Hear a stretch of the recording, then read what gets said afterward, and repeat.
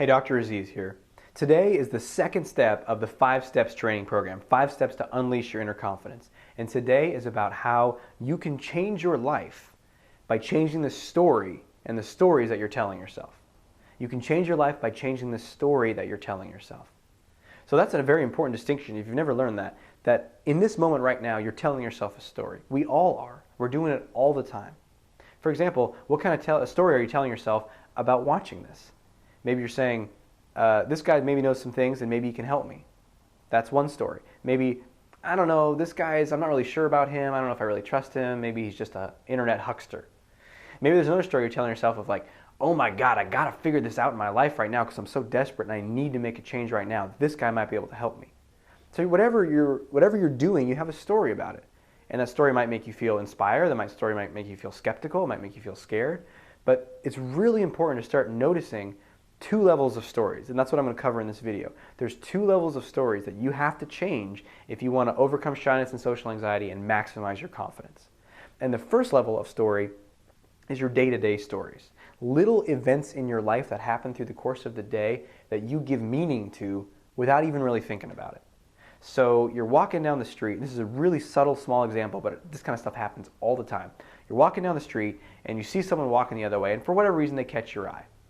And so you look at them, and they look back at you, and you smile. You're like, and they just go as they walk by. No response. What story happens right there? Well, if you're stuck in shyness like I was, the story I'd come up with, that person doesn't like me, I'm an idiot, that was so weird, I shouldn't have smiled, they think I'm a creep, they think I was invasive or intrusive or bothering them, or they think I'm this, they think I'm that, ugh. So if your story is full of they think I'm and it's bad, that's a story that's going to really get in your way. The story's going to really trip you up. You know, and we have stories all day long. You have an experience in a meeting where you're quiet. What story do you have about that? I'm too quiet. I don't have anything to say. I'm never going to get out of this. I'm never going to overcome this. I really should be talking more. You know, maybe you got a woman's number and you texted her or you called her and she took a day before she responded. What stories are you telling yourself in the meantime? She doesn't want to hang out with me. I ruined it. I shouldn't have said that last thing. I'm an idiot. Right? So those stories, you have to start catching them and say, whoa, whoa, whoa, whoa, whoa. That's a story. That's a very disempowering story. That story, and just the great question to ask is this story helping me or is this story hurting me? And if it's hurting you, change it. Really start to challenge it. Even if you say, well, I can't change it because it feels true. Yeah, but Hitler's propaganda felt true because they repeated it loud enough, long enough, and with enough repetition and volume that it just gets into the mind of people. So your own inner critic, their own garbage stories, they feel true, but it doesn't matter. They're still propaganda. They're still BS. They are not true. You've just been telling yourself that so long that it feels true to you.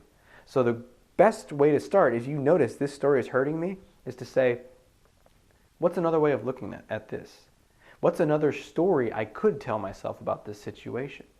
What's another story that would actually help me out?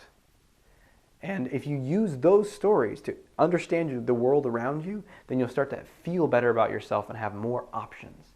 So that person who didn't look back, what are 3 other stories you could come up with off the top of your head?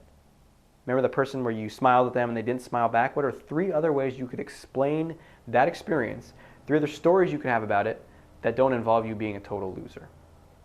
Don't just look for me for the answer. You got to think of this stuff yourself, because when you're out there in the world really working on this stuff, really overcoming your shyness and social anxiety and developing confidence, I'm not going to be there. It's just going to be you.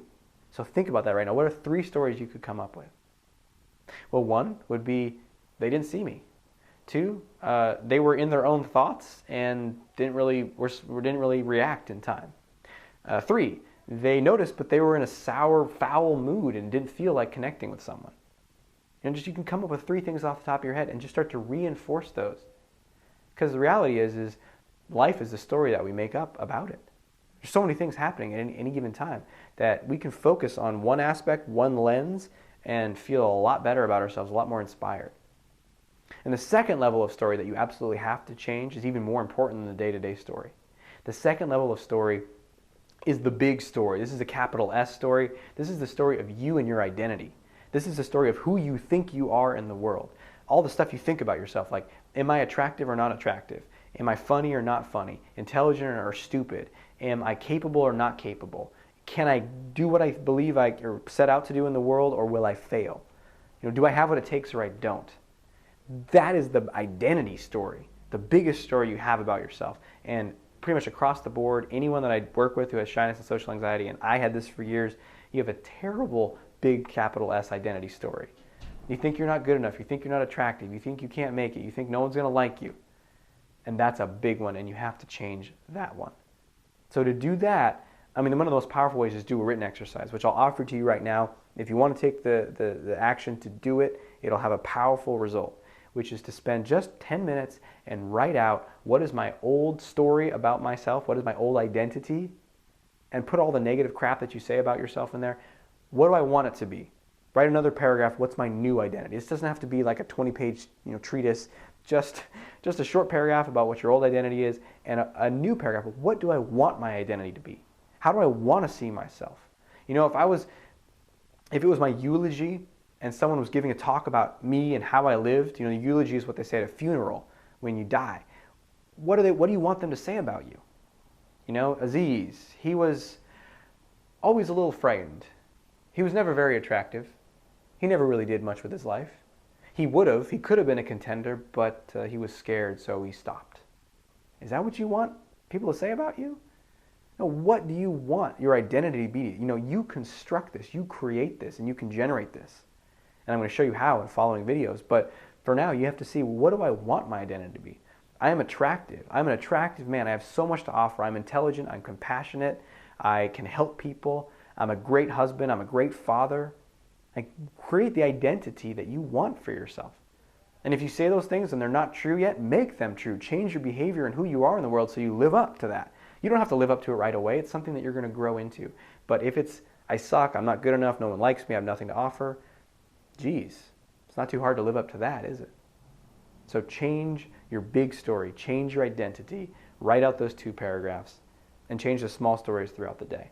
And that's going to start to dramatically shift your anxiety into confidence.